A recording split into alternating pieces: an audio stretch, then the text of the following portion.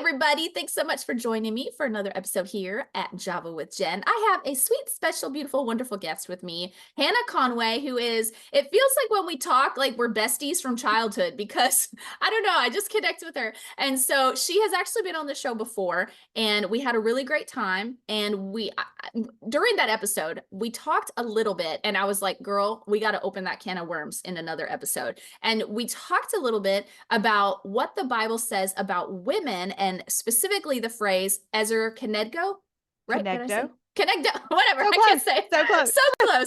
And so I wanted Hannah to come on and talk about that because she has a degree in history. And Hannah, you can share with us a little bit more about what led you to the insights of this. But first of all, welcome and thank you for coming back. Oh, thank you so much. Oh my gosh, we have the best time chatting. I completely agree with you. It feels like we just connect and hit it off, and we've been friends since childhood, and we could literally talk hours. We could. It's true. It's dangerous, actually.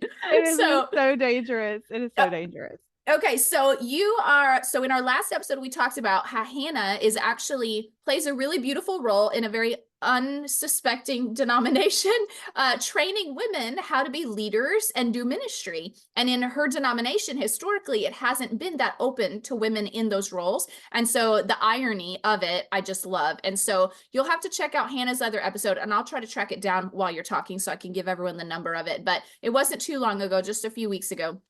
But because of that, Hannah has done a lot of research and a lot of digging into, well, what does the Bible actually say about our role as women and the role that we can play biblically? Because of course we want to be biblical. And she has come to discover that the things God says about us are so much more empowering and beautiful and freeing and liberating than we have been taught or then maybe we assumed or realized. And so Hannah, why don't you give us a little bit of background of yourself for those who didn't catch the other episode, and then let us know, like, how did you get into that place of discovery specifically about Ezer Kenegdo? Oh, girl, this is so fun. This is a fun story. So I am I'm an author, I'm a speaker. I am a women's ministry director and communication director at our church. So all things social media communications. It's a fun world. An army wife, and I've got 3 kids, 2 grown, 1 still at home. And I have a history degree. I was a history teacher for several years. I am truly nerdy at the core. Like I would be a professional college student. Like I would just go to school. I love to learn, and I love to teach. Like it is fun. It's fun for me. And anything that I learn, I do my best to pass it on. But from a young age, I felt a call to ministry. But being in the denomination that I was in, I truly didn't think that was for me. Like there must have been something wrong with that calling, because did he call girls? Did he call women? I wasn't sure. I didn't see any women represented in the area that I was in. And so I truly thought and heard, you kind of catch worse caught than taught, that I could be a pastor's wife or I could be a missionary. And so those were the 2 things that I thought. And I was like, and eventually, I discovered that your calling is to love God and love people, and everyone is on mission. And so I kind of embraced this life on mission mentality, which I'm I'm like, yes, this is what we're supposed to be doing, whatever you're doing. But later it just continued to be this tug. It was like, there's more. And I was like, what do you mean there's more? Like I'm doing what I think I'm supposed to be doing. And eventually, in 2019, I was still teaching. I was in the classroom. I was a middle school teacher, and I was already writing. So I was like, God, I'm living on mission. What else do you want from me? And it was very much like, I'm supposed to be in vocational ministry. And I didn't know what to do with that. And so I saw a need in our church. I saw a need for women's ministry. I saw a need for communications and media stuff, which I'd been doing in the author world. And so I was like, I can see where this can benefit the church and their message. And so I put a proposal together, took it to our pastor, and I had to wait kind of 3 years, but eventually he brought me on. He brought me on when they were able. And I came on, literally, it was like, so that was like 2016. I submitted the proposal. 2019. I knew I needed to step out, whether my church hired me or not.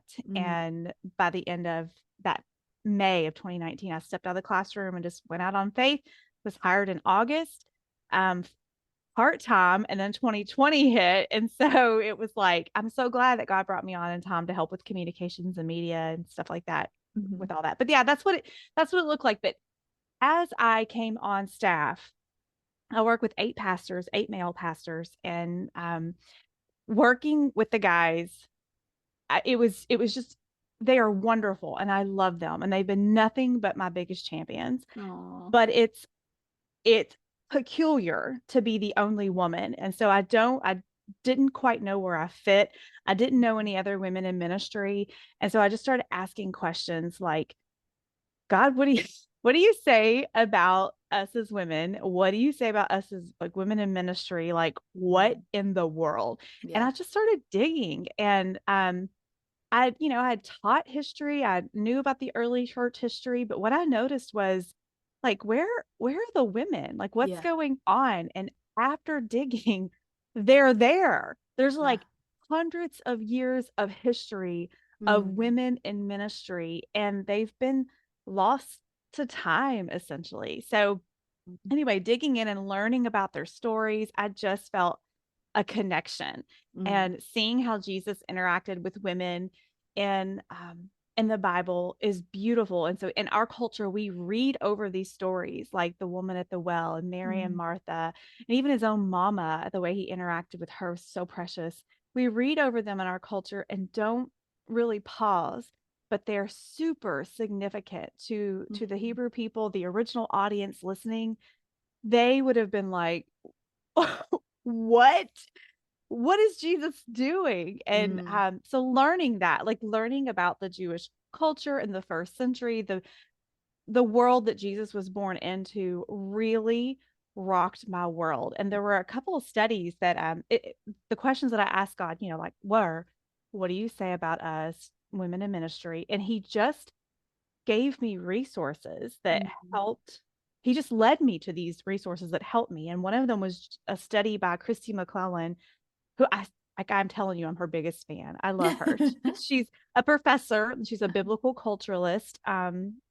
And she wrote a study called Jesus and Women, Mhm. and it changed my life. And she teaches the Bible from the first century Jewish perspective. Mhm. And I respected her as I would call her a historian, as a highly educated woman, as a woman who loves culture and history, who's also a teacher, a professor. I'm like, I speak that language. And Uh-huh.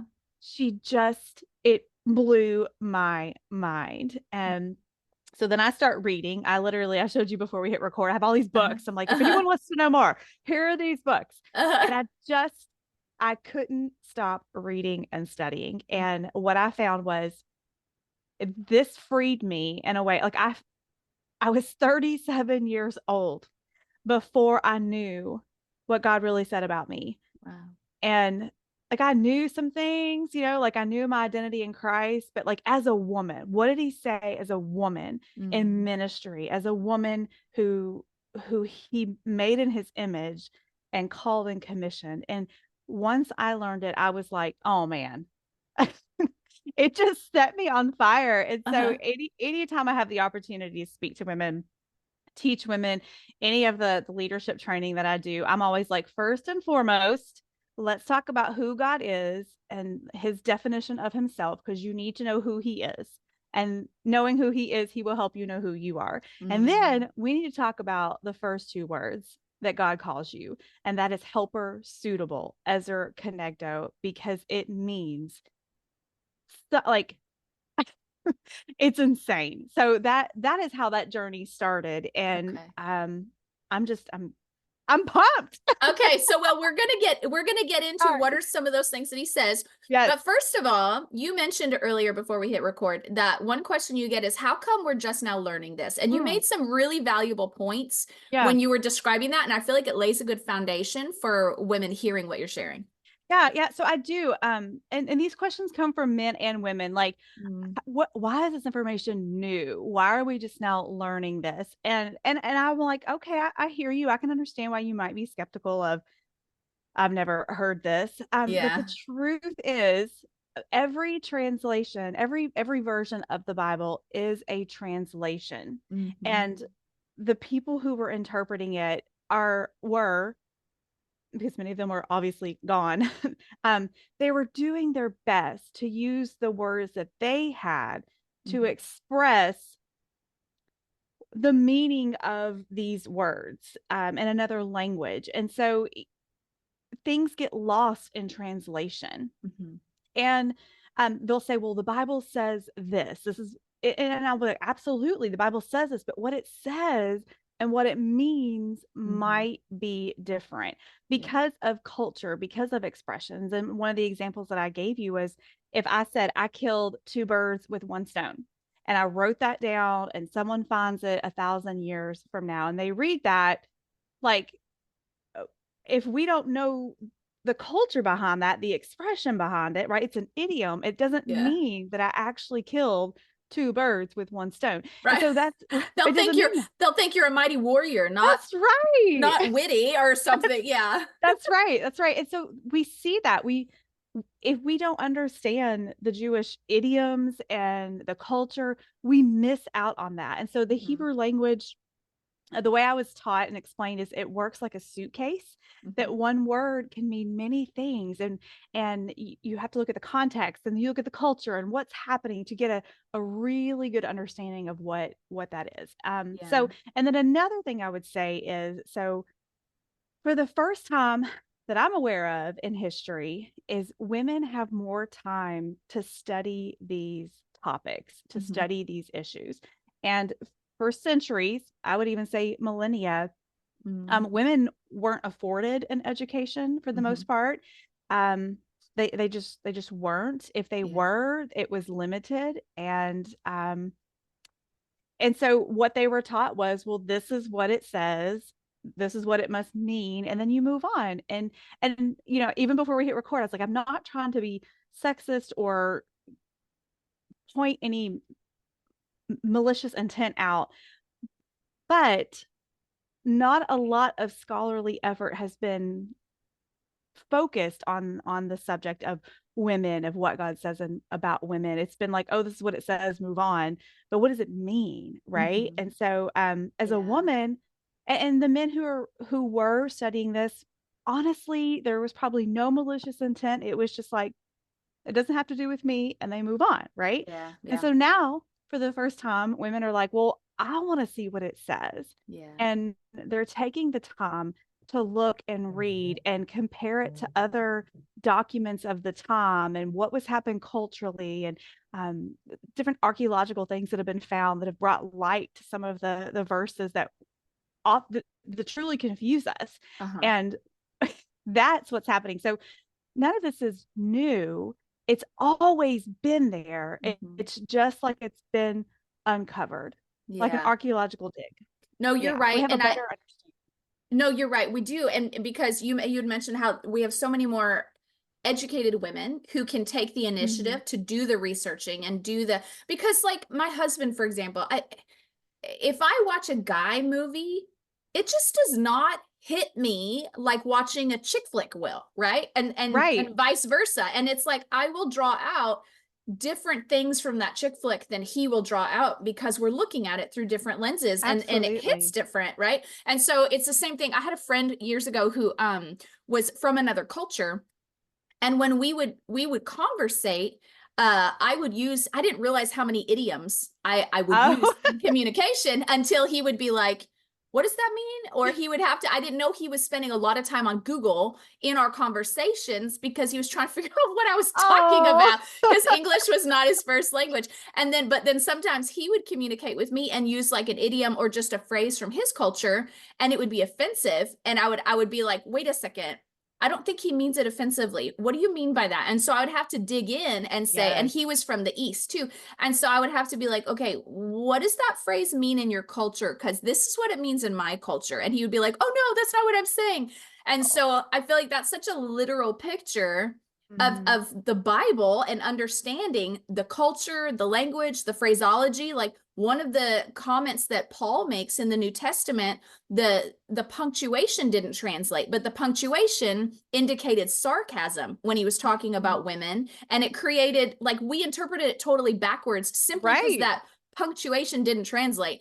And so things like that, like if you've ever been in that kind of a situation where there's a language barrier, remember that happens with the scriptures, and it's really kind of a dangerous thing to look at scripture and just take it straight out at face value, because that's the same thing as talking to someone from another culture and taking Right. everything they say at face value. Right. And when, when we talk about studying the Bible, one of the things that I have learned, and I didn't learn this until I was an adult, when you study, you want to know who's the original audience, like the author, who wrote this book and who did they write it to? Because you want to know that original audience. You want to know what's going on.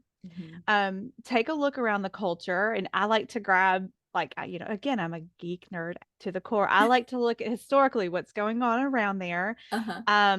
Anything else I need to know culturally about what's happening, and then I look, maybe themes of the book and how it fits in the meta narrative, or the one story of the Bible that it's telling, and hold those things as I read, and that helps us to get a better interpretation, right? Because we all come to the Bible reading with our own, I don't know, our own bias, our own whatever. And so if we can hold these lenses, our own experiences, I guess would be a better way of saying that. But if we can have those lenses in mind, that frame of reference as we read it, it helps, right, to understand, get a better understanding of what's going on.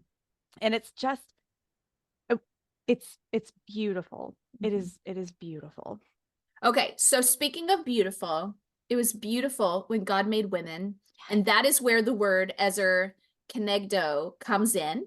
And so, because some people don't even know, they're like, where'd they whip that word out of? Like, where's that from? That's the Yeah. original. That's the original Hebrew that speaks to women, the word women. So read where it comes from, define it for Yes. us, and let's dive into the juicy goodness. Yeah. So I'm gonna pull it up right now, and let's see here. Okay, so it's Genesis 2:18. Then the Lord God said, "It is not good for the man to be alone. I will make a helper, or helper suitable, who is just right for him." And so it's Ezer Kenegdo, and Ezer means helper, and Kenegdo would be the suitable part. And we'll dive into that, but they're two words put together to mean this one, more than one beautiful thing. But the word Ezer, it does mean helper, but in our culture, when we say helper, it means something very different than in their culture, than the original audience's culture. And so ours, if we say helper, you might think of a lesser than role. Like, it's you're not necessary. You're just helping me. Almost like a little kid. I can let them help me in the kitchen, right? I don't really need them. And that's the kind of connotation the word helper has in our culture. But that is not what the word is. And so the word actually has this connotation of strength, of a military type word. And so it means to give strength and aid or rescue to someone who cannot do it for themselves. And so wait, let's yeah, have a moment of silence for that, because wow, that's so good. And every wife of every man, I think, is like, I see it. I I see see it. it. Yeah. So it is literally like, so whereas helper, if we're like, I'm using my hands here, if we have hands side by side, so Ezer is like side by side, but in our culture, helper, it puts that role below, and that's not the case. Ezer is side by side, aiding, strengthening, rescuing in a way that the other cannot do for themselves. And the first word, I just get chills thinking about this. The first word that God uses to describe a woman is Ezer, and he himself calls himself an Ezer. Wow. And I, how much honor is there in that? And we have to understand too, like, in this world, in this culture, in this day and time, women were not valued. They were not seen equal to men. If you go back and look historically at the teachings of women, there were thoughts that we were like undercooked. Like we were a deformed version of a man. We were Oh not Lord. whole, and it was taught that we were not capable, like we were not smart, we weren't capable of learning as much. And so this is the frame of reference um that we need to keep in mind when we read this. So for Wow. God to come in and say something very different from Mm. culture, he is saying she's an Ezer and I am also an Ezer. So the same, like that same kind of strength, necess that necessariness. Mm-hmm. He called us that. He's saying something very different than what the culture is saying. It's Wow. beautiful. And so you can look up like the famous scriptures, I look up to the mountains, where does my help come from? Where does my Ezer come from? And so when you are looking at scriptures and God, you see the word help, it's Ezer. When God is being an Ezer or helper to Israel, Mm. he's saving her, rescuing her in a way that she cannot do for herself. And Wow. it's beautiful. And Wow. so I also want to say that Ezer Kenegdo, it is our verb, it's our function in in all of our relationships. It's not just the man-wife relationship, it's how we show up in our life, in all relationships, in siblings and coworkers and aunts and uncles. It's what we do. It's not what we look like. This is how we are to function in Mm. all areas of our life and our relationship. And so the Wow. first word that God uses is Ezer. It's a word he uses to describe himself. Wow. And it is like that should just be enough. That should be enough. That should be enough. But it's Uh-huh. he goes he goes further because he's just good like that. Oh. So connecto is the next word, and it is only found one time in the Bible. And Hmm. so when a word is only found one time in the Bible, like it's called a hapax legomena. I think I'm saying that right. It's like It's the found law of first. it's like, yep, like one time. And so Uh-huh. scholars had to go to outside sources that would have been written at that time to figure Mm. out what is this word and what does it mean. And so Mm. where Ezer has this depiction of side by side aiding, rescuing, strengthening in a way the other can't do for themselves, Uh-huh. Kenegdo has this um, spirit of like holding accountable, like standing in front of someone, not letting them go whatever way they want to go, but like, I'm going to ask hard questions. I'm going to hold you accountable. And so Ezra Conegdo is like side by side and face to face. And I'm like, as a woman, as a wife, as a mother, as a former teacher, like I'm looking at the different ways of in my life that the places that I show up and do life with others. Uh-huh. I'm like, oh my gosh, That makes so much sense. it makes so much sense. And so, Christy McClellan, who I talked about earlier, who I first heard her teach on this, and it shook me. It shook me. She just makes a point. She's like, you might find that you are better at one than the other. Like, you might find that you're a better Ezer than you are a Connecto. Like, which one comes more natural? And I was like, I think I'm a better Ezer, but I have those moments where it's like, we're Connectoing. Yes. I'm over here. You guys can't see me because you don't see the video, but I'm over here almost laughing hysterically because I'm thinking over just my last week with my husband and how I have literally stood in his face and called him on the carpet and been like, I don't think so, and he's like, my wife just, he said it on Sunday. He was like, my wife doesn't let me slide on anything. And I'm like, right, because I'm holding you to what you're capable of being. That's right. You are being a Connecto. You are being his Ezer Connecto. And that is what we are. Like it's our function. And Mm. I'm telling you, like when I learned that, first of all, I sat in my car and I cried for a hot minute. Like it Wow. just overwhelmed me. Uh-huh.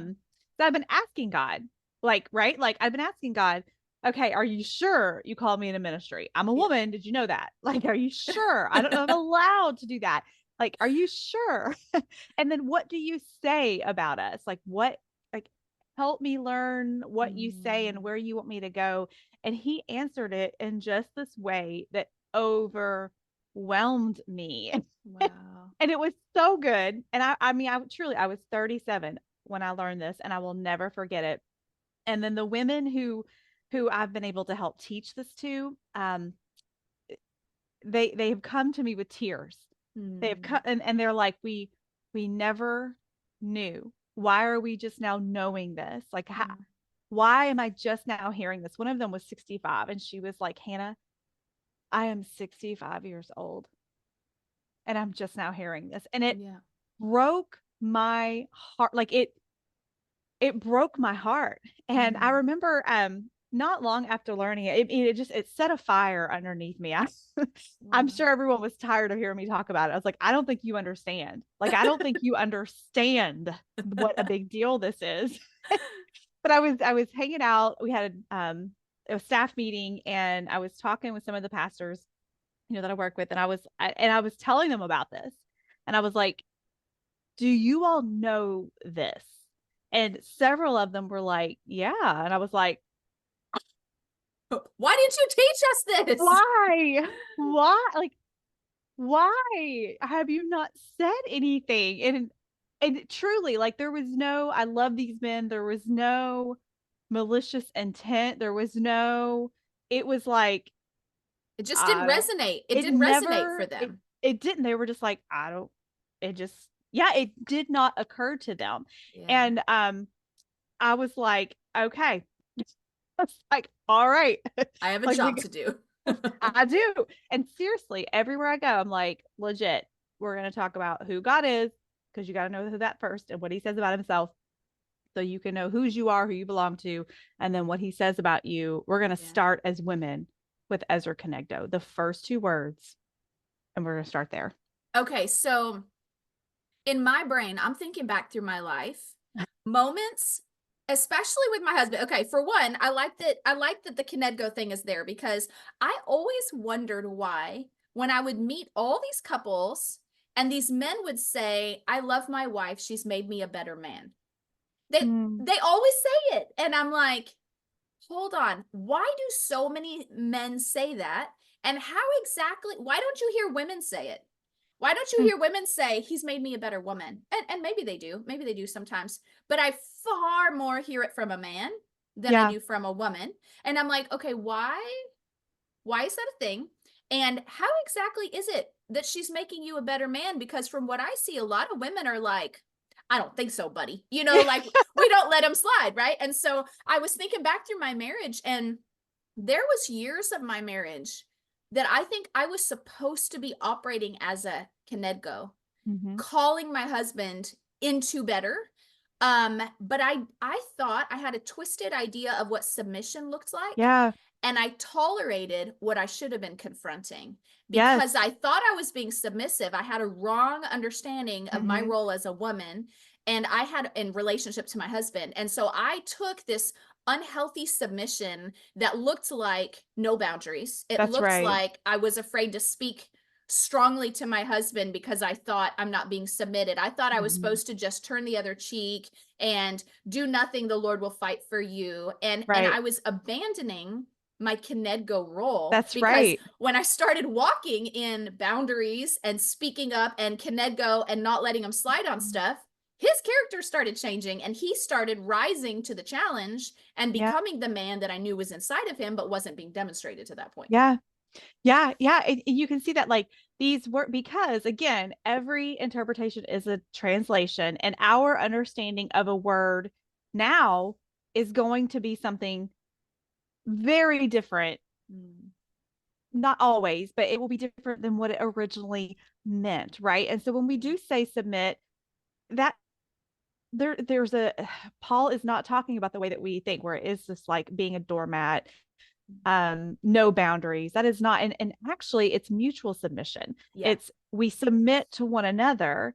But that's a whole other conversation. But yes, our role is, as an Ezra Kenegdo, it is to be there side by side, aiding, strengthening, rescuing in a way they cannot do for themselves in all relationships of our life. And then Kenegdo, face to face, holding accountable, asking hard questions, not letting them want to go, not being, a big jerk, because we're doing this in love, but it's side by side and face to face. And when you know that, like, when when you're able to rightly see how God made you to function in all areas, like in all relationships, it just frees you to be like, oh, and those scriptures that seem to tell women to be quiet or to submit or whatever, you're like, how do I hold these two things together? How do I, this doesn't make sense. So you start looking at those other words and you're like, oh, there's some cultural things going on here that I need to hold and take in consideration. There's something else going on here as well. So it's been a long journey. I will have been in this position where I'm at church almost 5 years, which is crazy. And so it's been almost a 5 year journey of research, uncovering, and sharing at every opportunity that I can get. That's so good. Okay, for one, I just want to say, you guys, you're not looking at her beautiful face, but there's no way this woman has 2 grown children. I'm just saying. She looks like she's barely 30. So you got that glow thing going, girl. Must be because you know who you are. Oh. Okay, so tell me then, because I know a lot of women here, they're going to be trying to, what's the word? Appropriate what you're describing into their life. So what are some practical ways that maybe how did it shift change in your life as far as really practical? Like how did your daily life look different, or how do you hear from women that their daily life changes when they get this revelation? Or maybe what are things that we do naturally walk in that we've shamed ourselves for that actually are part of us walking in that role? Give us some practicals. Oh my gosh. I will say, I know this may sound silly. I felt like I could breathe deeper. Like I know that I'd had this weight on me, like this, I don't even know. It's a burden, just heavy shoulders. And it was like God just took it off, unlocked something in me. And so honestly, the way I showed up, and I'll say this because I know that every different denomination is probably listening to this. In our church, there's always for women, and I don't want to say always, I guess I shouldn't use those words. Many times it's like we don't know where the line is to serve. We don't know what to say, where to go, how far is too far. Like we don't have this line for us. And so women are reluctant to serve in some capacities, right? And I no longer had that. I no longer had that. And so what I have found is the women who know this, it's like they hold their head up. They know who they are, who God has created them to be. And it's like they're serving with this new found freedom and joy, right? Because we carry this as women. Again, I will not speak for all women. For me and for many women in our area, it was like we carried this shame of, I'm a woman. I'm less than. I'm not able to serve in capacities. And if we're not able to be pastors, it must be because we are less than. We are shameful. We are temptresses. We are not as smart. Like all of these things that you think right, that it must be, and no one else is talking about it, right?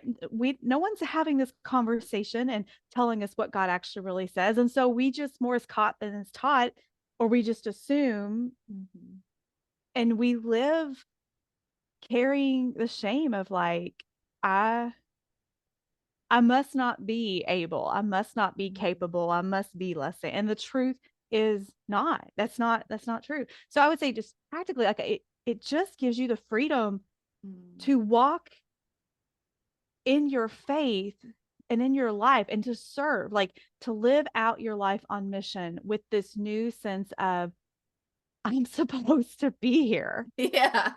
I'm supposed to be here. I have a seat at the table. Whereas before it was like, I felt like I was in a corner. Should I be here?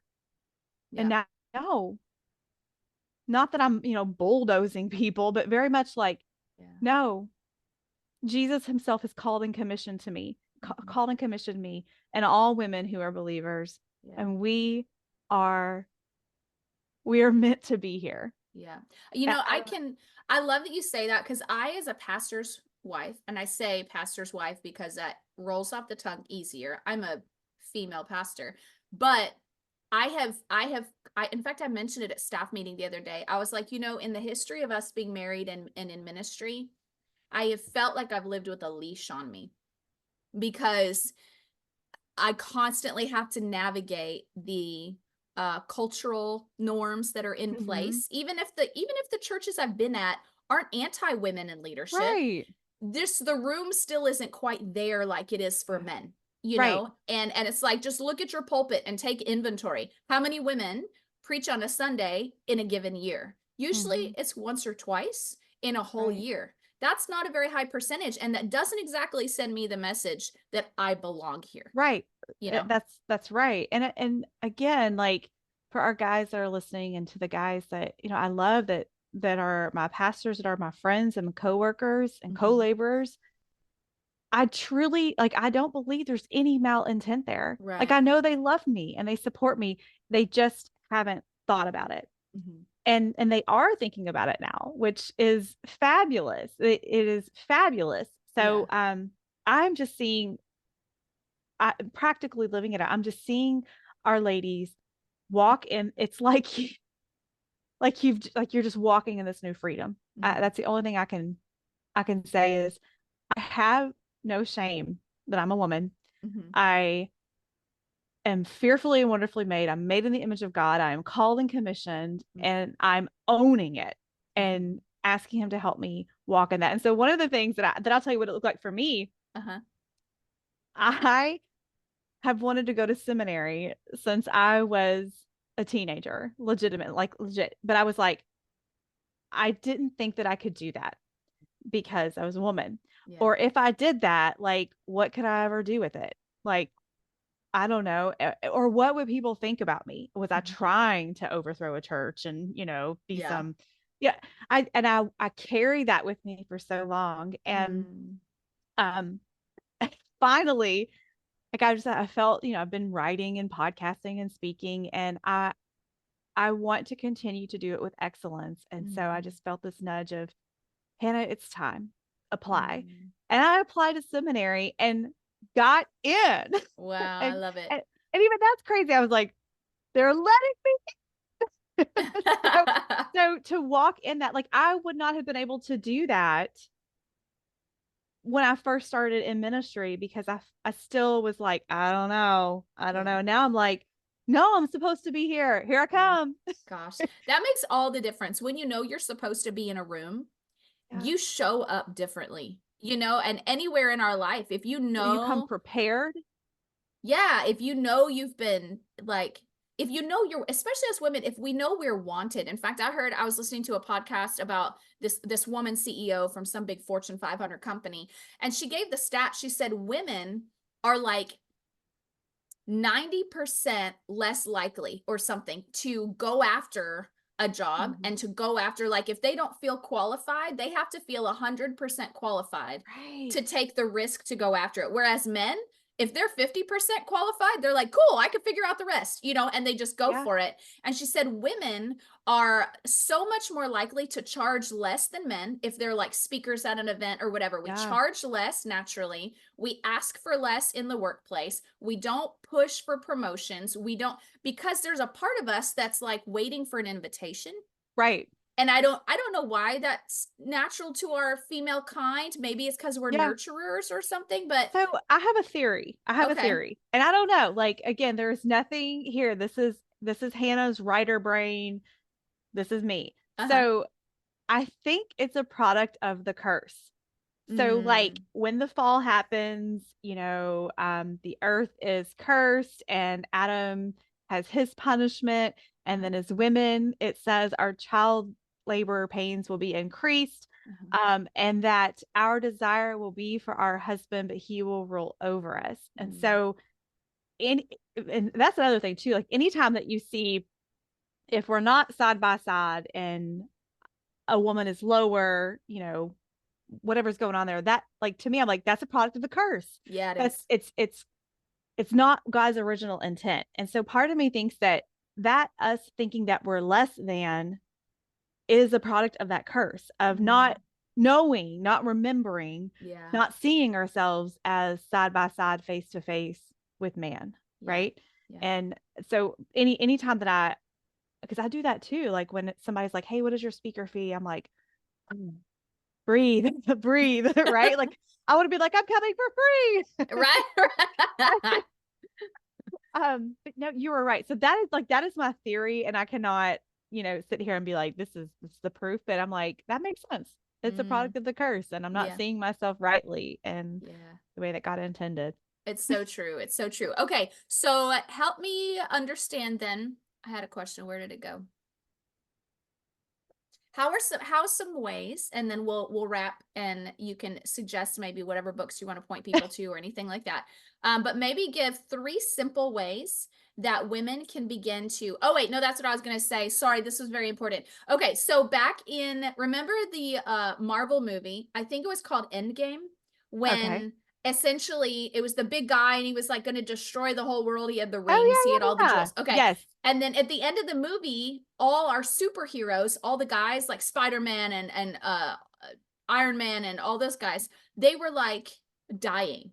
They Yes. were they were dying, or they were disappearing or whatever. And you think, "Oh my gosh, we're losing to the bad guy. What? Yeah. Our superheroes are dying." And then comes Captain Marvel, and then comes all these women superheroes Yeah. show up on the scene, and they help the men, and they turn the tide of the battle.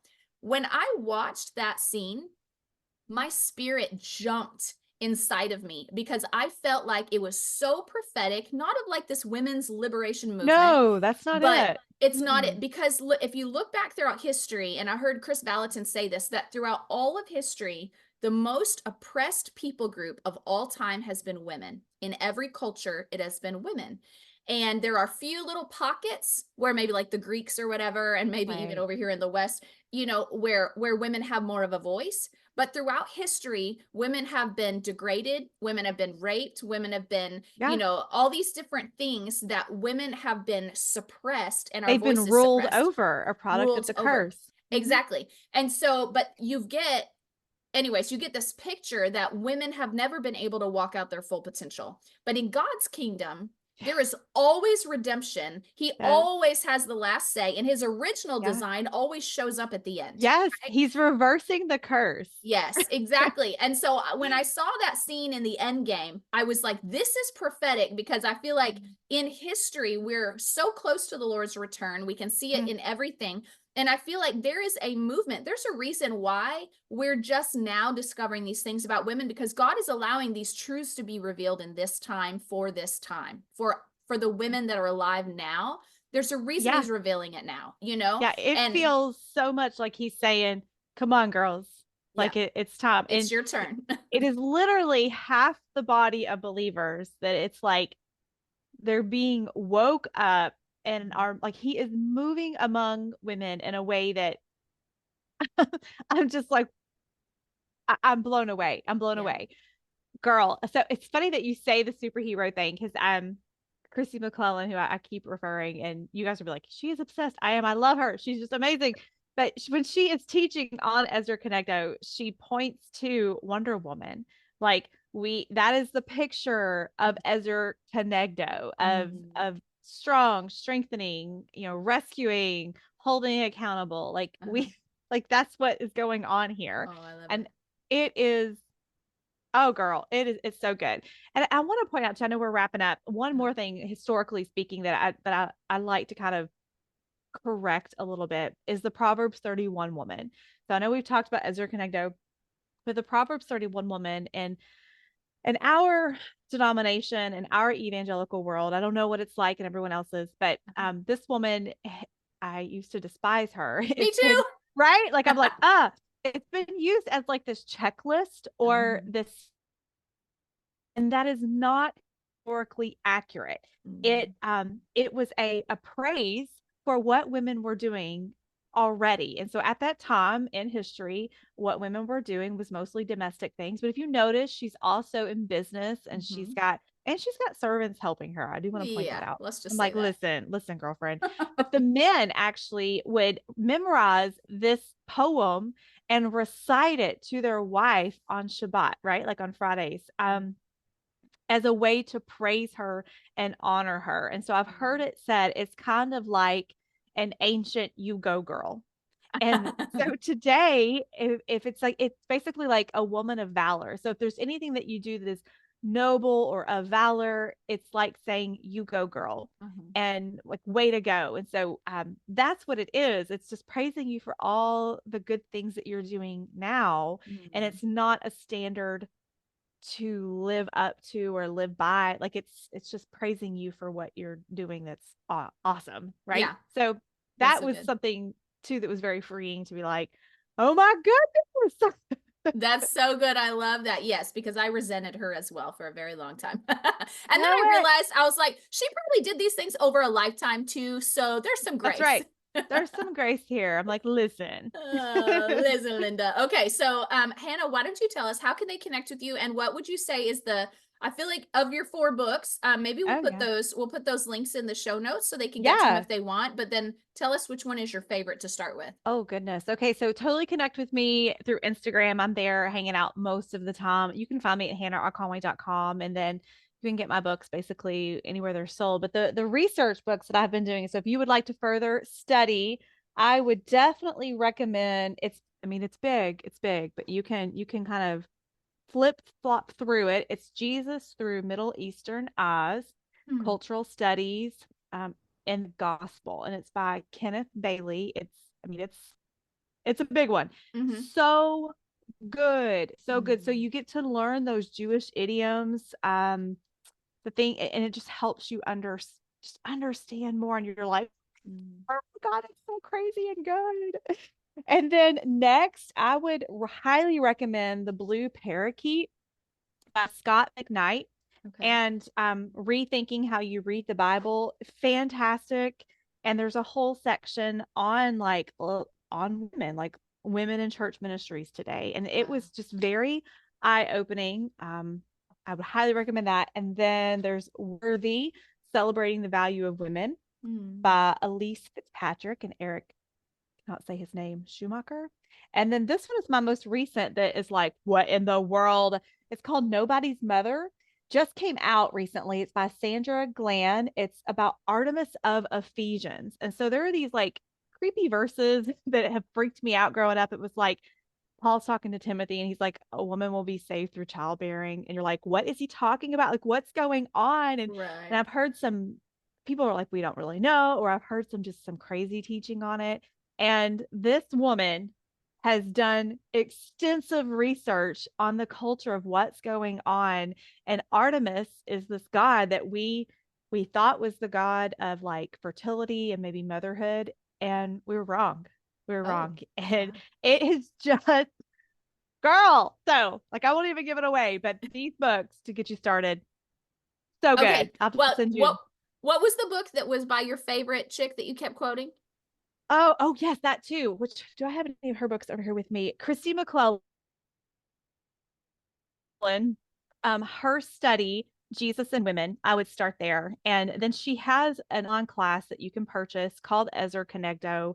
And it is life altering, like and life giving. It truly is. So That's so good. those are my resources. I will send you those links. I Okay. want every woman to know about them and to have them, and the men too, like the men Yeah. who are like, I want to learn more about this subject so I can help the women who are in my life. Yeah. I'm like over here thinking, how can I brainwash my boys to, My like, husband watched the Christy McClellan study. Like I would have it on kind of like playing, and he would sitting and watching it with me because it's just so good. mm, It's just so good.